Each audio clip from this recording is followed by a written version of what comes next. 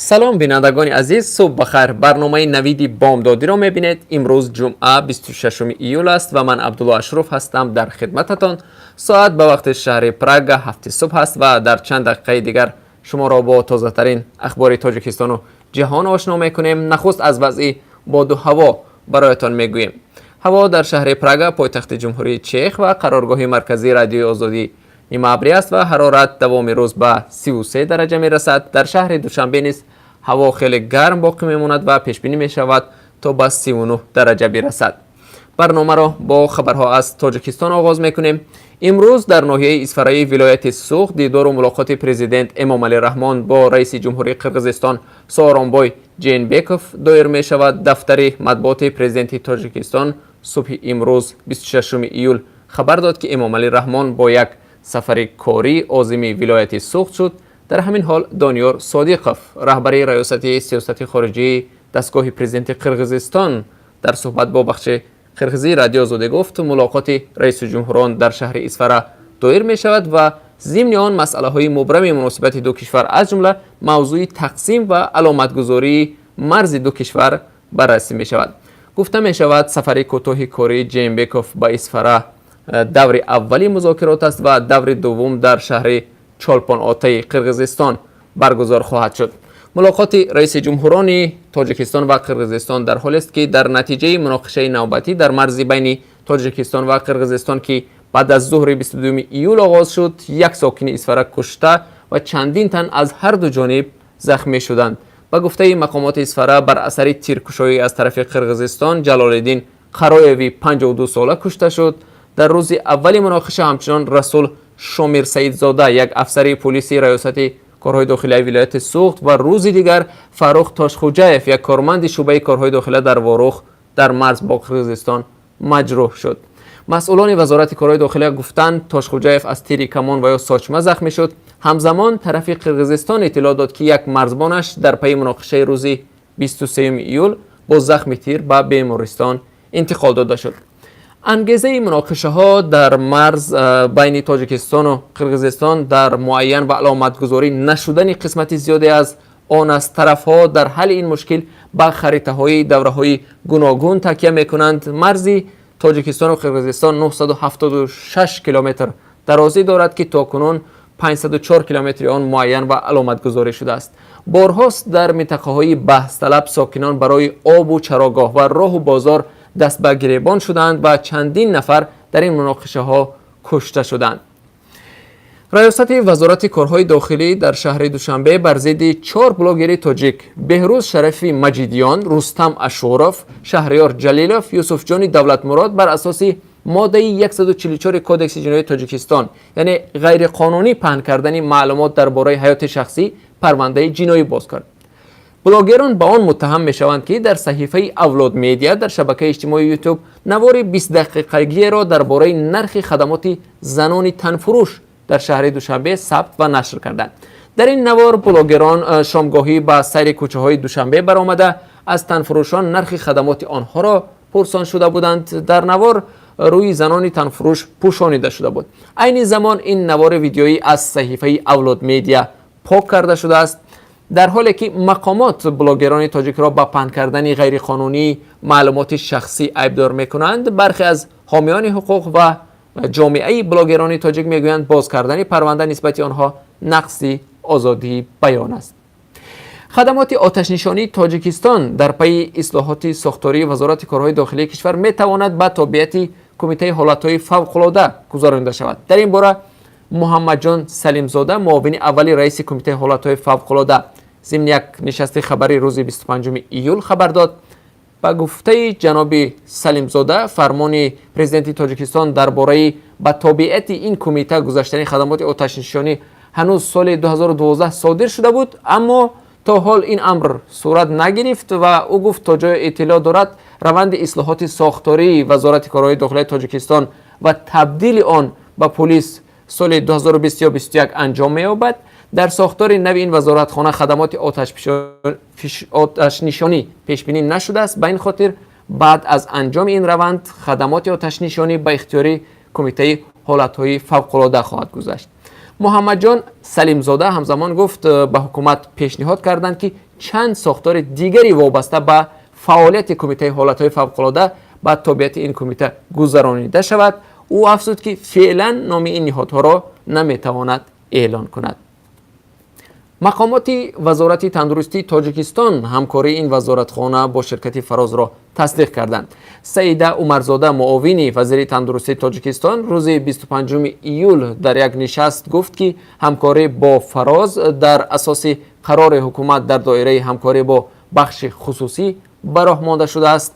عمرزاده گفت همکاری با شرکت خصوصی تجربه معمول در جهان است و در شرایطی که کشور از حساب بودجه نمیتواند خرج ساحه تندرستی را پورا رویپوش کند، چون این همکاری به راه مانده می شود.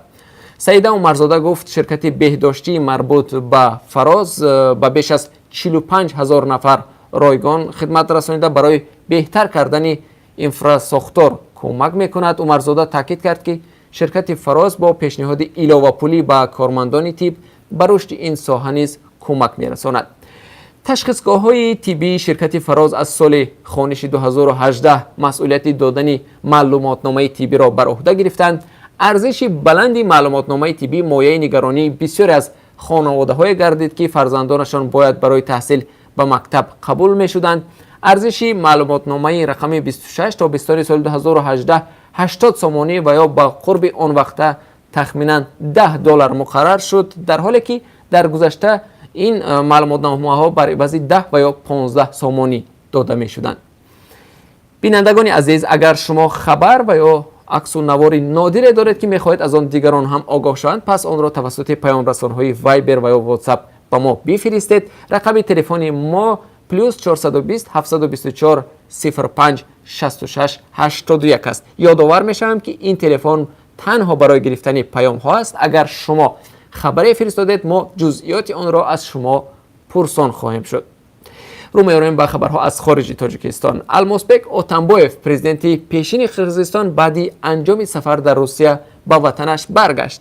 هواپیمای حامل وی در پایگاه نظامی کنت فرود آمد. اتمبایف هنگام بیرون شدن از پایگاه در صحبت با روزنامه‌نگاران گفت نمیتوانست از سفر به روسیه خودداری کند، زیرا پرزیدنت آن کشور ولادیمیر پوتین چند مراتبه او را به ملاقات دعوت کرده بود. هیئت با رهبری پرزیدنت پیشین قرقیزستان المازبک اتمبایف روز 24 ایول از پایگاه نظامی کنت آن کشور به روسیه پرواز کرد. اتمبایف روز 24 ایول در شهر مسکو روسیه با پرزیدنت آن کشور ولادیمیر پوتین ملاقات داشت.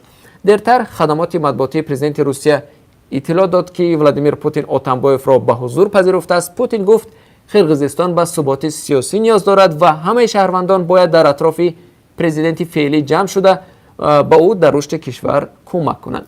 سفر اتمبایف به روسیه در شرایط صورت گرفت که وزارت امور داخلی قرقیزستان 3 بار او را به بازپرسی دعوت کرد ولی او حاضر نشد. وکیل دفاعی اتمبایف گفت دعوتی زیر حمایش به بازپرسی غیر قانونی است، چون او هنوز هم به عنوان پرزیدنت پیشین از دخل ناپذیری برخوردار است. پرزیدنت قرقیزستان 27 ایون سال روان اتمبایف را از عنوان از دخل ناپذیریش را محروم کرد. کاتب دولتی ایالات متحده آمریکا مایک پامپئو میگوید اگر امکان میبود او به تهران سفر کرده به مردم ایران شرح میداد که چگونه رهبران جمهوری اسلامی به کشورشان زیان رسانیدند.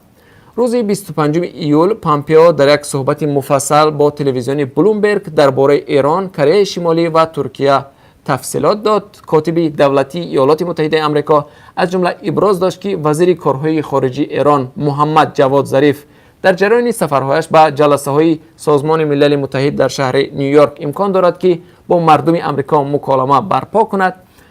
پامپئو در عین زمان خاطرنشان کرد که ظریف در سیاست ایران تاثیر زیاد ندارد، زیرا پیشبرد امور ایران در دست پیشوای روحانی آن کشور آیت الله علی خامنه‌ای و سپاه پاسداران انقلاب اسلامی می باشد.